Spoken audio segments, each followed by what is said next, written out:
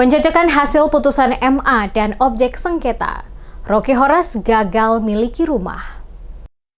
Kasus gugatan satu unit rumah berukuran 7x12 meter yang berlokasi di Jalan Jalabil RT 002 RW 004, Kelurahan Siwalima, Kecamatan Pulau-Pulau Aru, antara Roky Horas dan Zainal bersama Sunarti berakhir di kasasi Mahkamah Agung RI. Dalam putusan tersebut, Roky Horas dinyatakan sebagai pemilik rumah tersebut yang dibangun di atas lahan miliknya.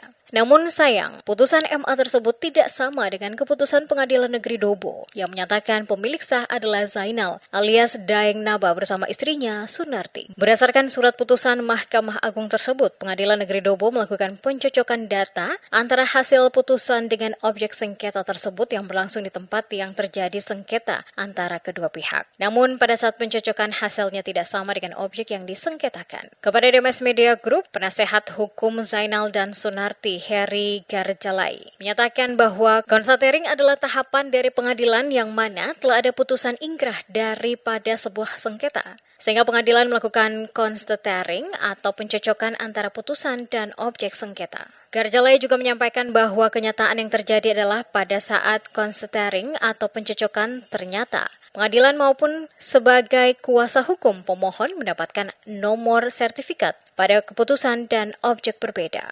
Konstatering itu memang ada tahapan dari pengadilan yang mana sudah ada putusan ingkrah